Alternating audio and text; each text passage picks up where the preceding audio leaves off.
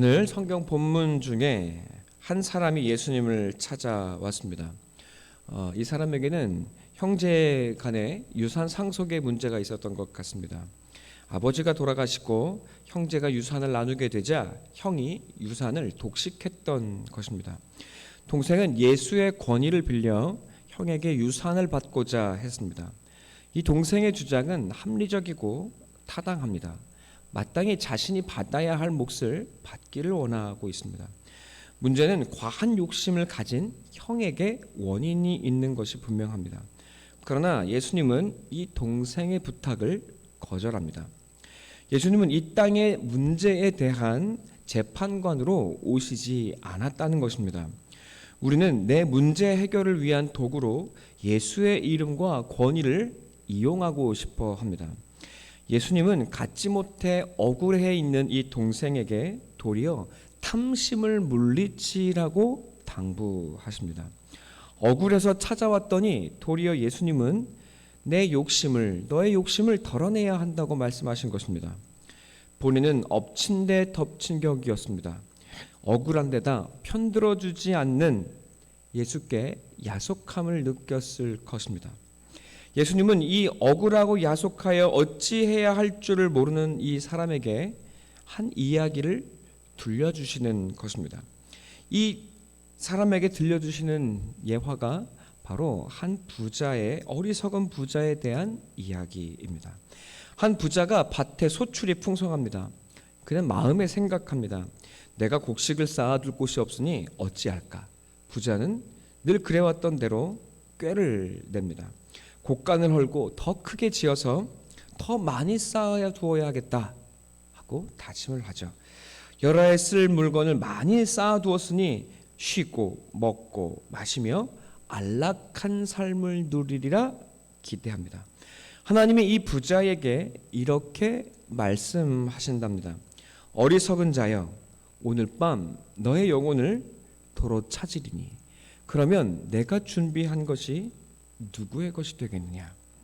이 땅의 소망은 물질을 쌓아놓는 것에 있는 것이 아니라 생명에, 그리고 그 생명이 하나님께 있는 줄 아는 것이 지혜라고 말씀하시는 겁니다. 예수님께서 재산을 다 뺏길까 노심초사하는 동생에게 이 어리석은 부자 이야기를 들려주시는 이유가 무엇이겠습니까? 형이 쌓아두려는 그 일이 하나님 보시기에 어떻겠느냐고 되묻고 계시는 것입니다.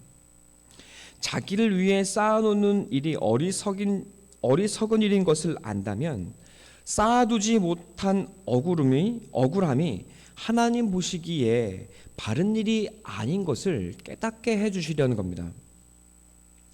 그래서 22절 예수님은 이렇게 말씀하십니다. 자기를 위하여 21절 이렇게 말씀하시죠. 자기를 위하여 재물을 쌓아두고 하나님께 대하여 부여하지 못한 자가 이와 같으니라. 자신을 위해 재물을 쌓아두는 것은 하나님 앞에 아무것도 아니라고 말씀하십니다. 도리어 하나님 앞에 자신이 부끄러움 없이 서 있는지, 그리고 하나님의 기뻐하시는 삶을 살아내고 있는지를 나에게 와서 물어야 하는 것이 마땅한 일이라고 주님은 그에게 알려주고 계시는 것이 아니겠습니까? 자, 그런데 예수님은 이에 이 이야기를 하시고 얼굴을 돌려 제자들을 향하여 말씀을 하기 시작합니다. 갑작스러운 대상의 전환이 일어난 것입니다. 그러나 분명 이 이야기는 연결이 됩니다.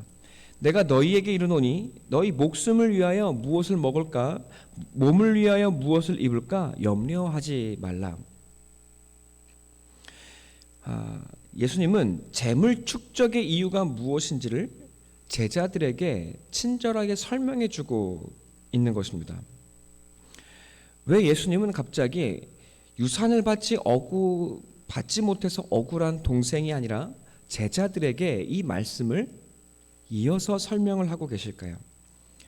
여러분, 이 동생은 이제 이것을 넘어서는 예수의 말씀을 받아들일 마음이 그리고 능력이 없기 때문입니다. 그러나 제자들은 다릅니다.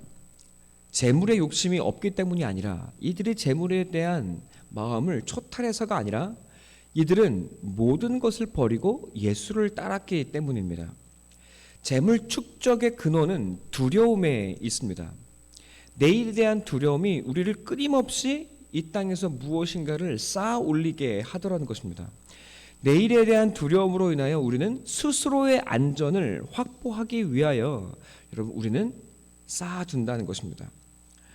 그러나 제자들은 예수님을 따르느라 오늘 아무것도 쌓아둔 것이 없기에 이 두려움은 사실 제자들에게는 굉장히 현실적인 이야기였습니다. 억울한 동생은 더 갖고 싶지만 갖지를 못하여 얻는 고통입니다. 당장은 먹고 살 두려움이 없는 것입니다. 형이 불의하고 나는 옳다는 정당성의 문제에 사로잡혀서 이 동생은 더 이상 예수의 말씀이 귀에 들어오지 않았던 것입니다.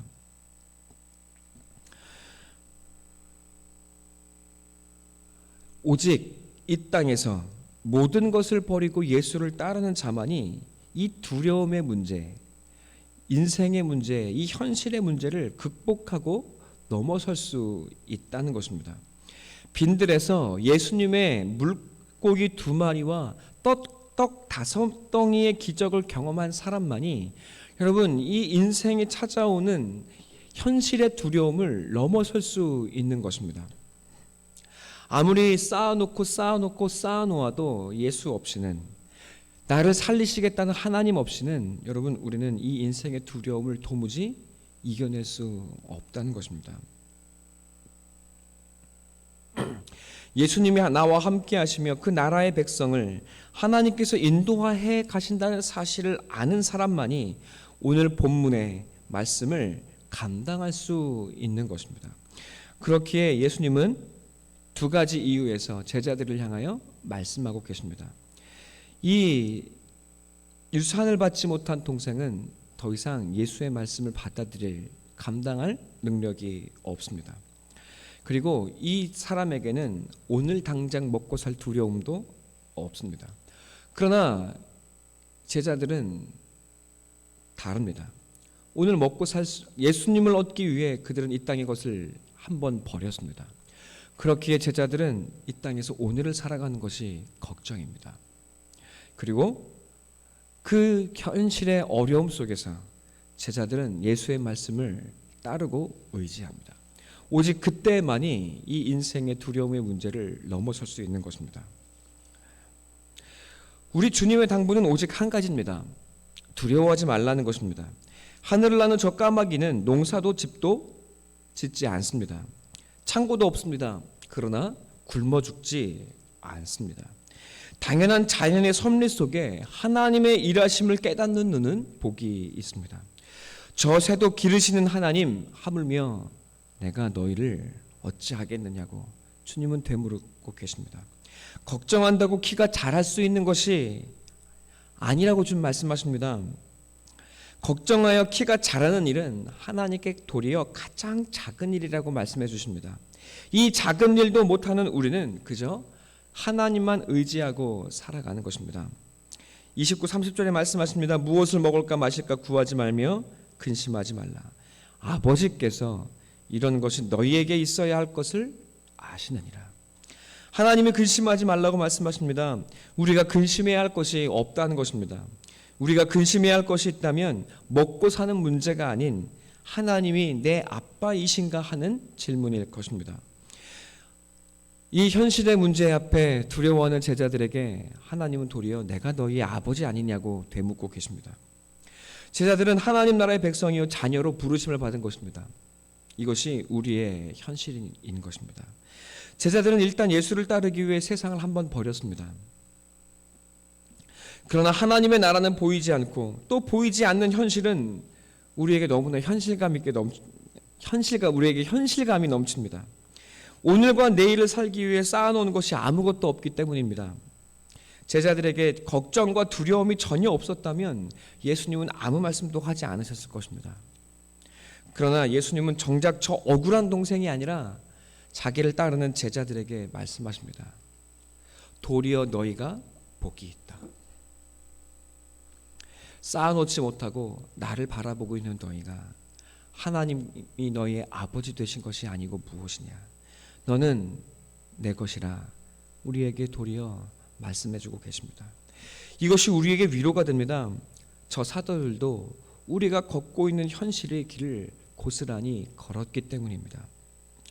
예수 따르느라 세상을 얻지 못한 우리, 그래도 오늘 아무것도 보이지 않아서 두려운 우리에게 주님은 내가 너의 먹을 것과 입을 것과 살 것을 주시고 또 삶에 힘을 주시겠노라고 약속하고 계시는 겁니다. 저 억울한 동생은 쌓지 못해 억울하지 주님을 얻기 위해 버린 것이 아무것도 없습니다. 주님을 따르지 않으니 주님의 말씀을 받을 재간도 없었습니다. 주님을 얻기 위해 아무것도 쌓아놓지 못한 오늘을 살고 계십니까? 삶의 하루하루가 내일을 기약할 수 없는 고난의 현실 가운데 있습니까? 여러분, 도리어 우리는 주님을 얻은 것입니다.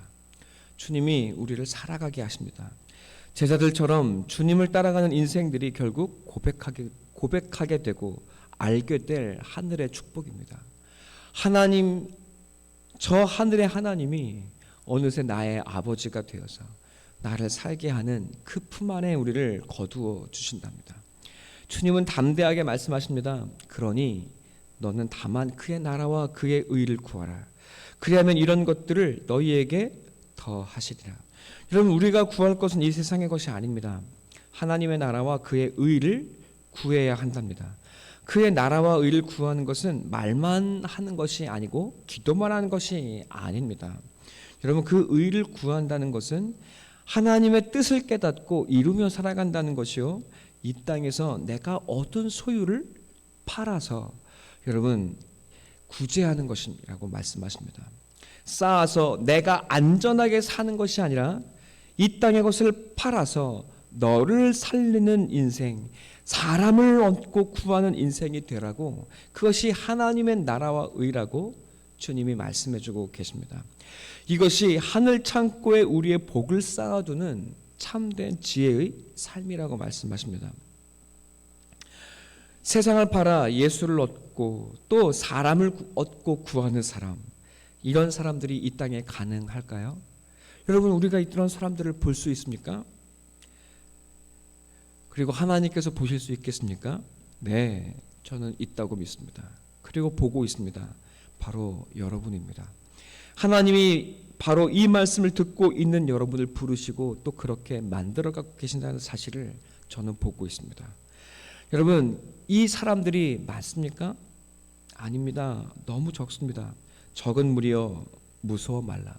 너희 아버지께서 그 나라를 너희에게 주시기를 기뻐하느니라. 적은 무리입니다. 세상은 오른팔을 주면 왼팔까지 달라 합니다. 여러분, 팔을 내어주면 다리를 내어달라 하고 다리를 내어주면 네 목숨을 내어달라고 말하는 것이 이 세상의 현실입니다. 이 피바람 부는 살벌한 땅에 우리는 내 것을 팔아 주님을 얻고 또 사람을 얻는 이 세상이 알지 못하는 삶을 살아내기 위해 몸부림을 칩니다. 예수님은 말씀하시는 것입니다. 단순히 먹고 살아갈 것을 근심하고 걱정하는 인생이 아니라 하나님을 담보 삼은 인생에 머물지 말고 더 나아가라고 말씀하시는 것입니다. 우리의 영광은 그저 근심 걱정하지 않고 하나님만 의지하는 것에 있는 것이 아니라는 것입니다. 하나님이 너희 아버지 된 것을 믿고 근심하지 말고 담대히 나아가라고 말씀하시는 것입니다. 그래서 오히려 도리어 이 땅에서 하나님의 나라와 의를 구하는 영광의 모습을 보여내고 그 삶을 살아내라고, 이 길을 따라 나에게 찾아오라고 하나님 우리에게 말씀해주고 계십니다. 우리에게 늘 이런 마음이 있습니다. 하나님, 여기까지면 되지 않습니까? 하나님, 더 나에게 무엇을 원하십니까? 여러분, 하나님은 우리의 전부를 원하십니다. 네, 다 헌금하라는 것이 아니고 다 팔라는 것이 아닙니다. 하나님께서 우리에게 말씀하실 때 나의 모든 것이 이미 하나님의 것이 되었음을 아는 자는 여러분 팔고 안 팔고가 이미 문제가 아닐 것입니다.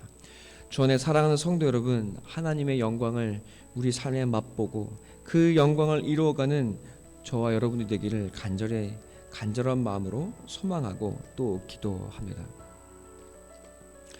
오늘 말씀은 특별히 코로나 시대를 살아가는 우리와 특별히 저를 향한 하나님의 음성으로 들립니다. 주님의 제자로 부르심을 받고 제 모든 것을 팔아 이 십자가의 길에 들어섰습니다. 주님과 함께하는 모험은 여전하고 아직 끝나지 않은 이 인생의 신앙의 여정은 그대로입니다. 쌓아둔 것이 하나 없어 늘 두려웠습니다.